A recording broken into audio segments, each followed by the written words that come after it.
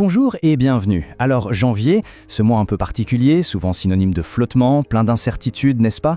Et si on se disait que ce fameux flou, eh bien, c'était en fait notre meilleur atout stratégique pour l'année qui commence. C'est ce qu'on va voir ensemble. Oui, parce qu'une bonne année, ça ne démarre jamais dans la précipitation. Dans les minutes qui suivent, on va voir comment justement transformer cette période un peu trouble en un plan d'action qui soit à la fois clair et décisif.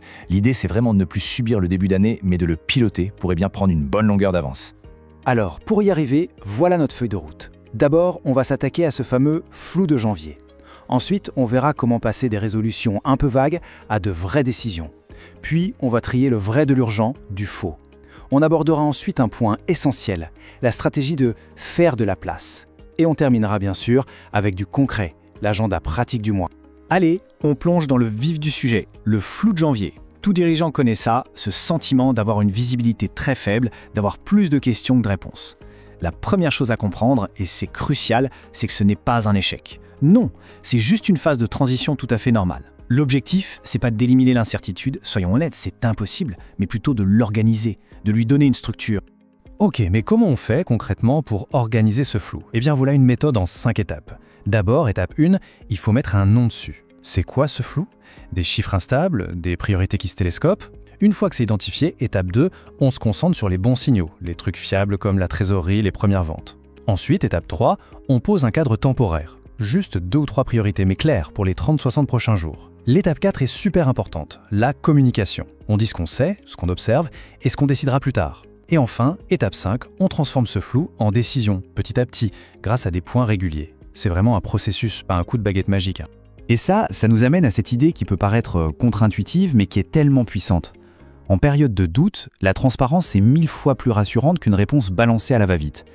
La crédibilité d'un leader, au fond, elle ne vient pas du fait d'avoir toutes les réponses, mais de sa capacité à dire « voilà ce qu'on sait et voilà ce sur quoi on travaille ». C'est ça, la vraie force. Bon, maintenant qu'on y voit un peu plus clair, on passe à l'étape suivante. C'est un peu comme le 1er janvier, à titre personnel, la grande tentation, c'est de lancer plein de bonnes résolutions. Mais on sait comment ça finit, n'est-ce pas? En février, il n'y a plus personne. Eh bien, en entreprise, c'est exactement le même piège. Toute la différence, elle est là, entre une intention et une décision. Une intention, c'est vague. Améliorer la performance, renforcer la com, ça ne veut rien dire de concret. Une décision, par contre, c'est une action, c'est un engagement. Au lieu de dire « on va mieux communiquer », on décide à partir de lundi, on met en place ce nouveau rituel de réunion. Vous voyez la différence? C'est le passage du souhait à l'acte. Et ça m'amène à ce qui est sans doute le piège le plus courant. Vouloir tout faire en même temps. On croit bien faire, mais en réalité, trop de priorités, ça tue l'exécution.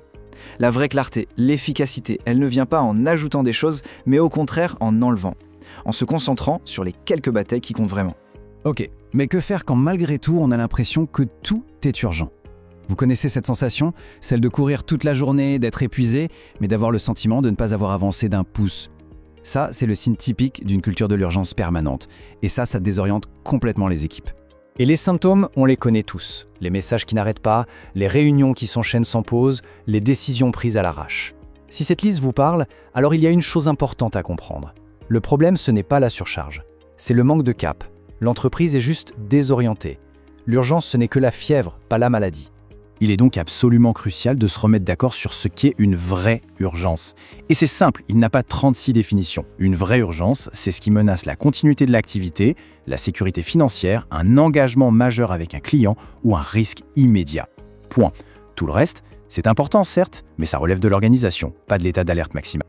Alors la prochaine fois qu'on vient vous voir avec un dossier urgent, un seul réflexe à avoir. Posez cette question toute simple. Ok, mais si je ne m'en occupe pas là, maintenant, tout de suite, que se passe-t-il vraiment?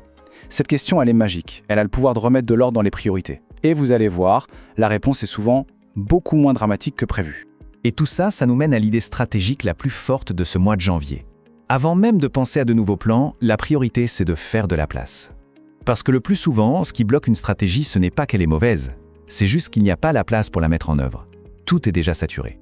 Et attention, faire de la place, ce n'est pas juste ranger son bureau. C'est un acte de management fort. Ça veut dire quoi? Ça veut dire simplifier des processus, oser dire non à certains projets et surtout créer des moments de respiration dans les agendas. C'est seulement quand on aère le terrain que les nouvelles idées peuvent vraiment pousser. Parce qu'il faut bien se le dire, les bonnes décisions, les décisions solides, elles ne naissent jamais dans le chaos et la saturation. Jamais. Elles ont besoin d'espace pour mûrir, pour qu'on puisse penser, arbitrer et avancer avec justesse. Finalement, créer cette clarté, c'est peut-être le premier job d'un dirigeant. Bon, après la stratégie, un peu de pratique. Pour bien ancrer tout ça dans le réel, jetons un œil à l'agenda de janvier. Voici les quelques dates et événements clés à avoir en tête. Alors, côté fiscal et social, un petit mémo rapide pour janvier. On a 2 grosses dates à retenir, le 15 pour tout ce qui est cotisation, retenue à la source et TVA, et puis le 31 pour la déclaration annuelle des salaires et les taxes sur les véhicules de société. Un petit rappel dans l'agenda et on est tranquille. Et puis, au-delà des échéances obligatoires, il y a aussi quelques événements intéressants à venir. Que ce soit le forum des DSI à Dakar le 31 janvier, un séminaire sur la paix, ou encore le salon de l'entrepreneuriat agricole en février, ce sont de bonnes occasions pour réseauter et rester à la page. Et on va se quitter là-dessus, avec cette question qui, je pense, résume bien tout ce qu'on vient de se dire. Au moment de planifier votre année, la vraie question, ce n'est peut-être pas « qu'est-ce qu'on va ajouter ?», mais plutôt « qu'est-ce qu'on va enlever ?» pour que la stratégie ait enfin la place de réussir. Pensez-y, une stratégie efficace, c'est souvent une histoire de soustraction. Merci beaucoup de votre attention et à très bientôt.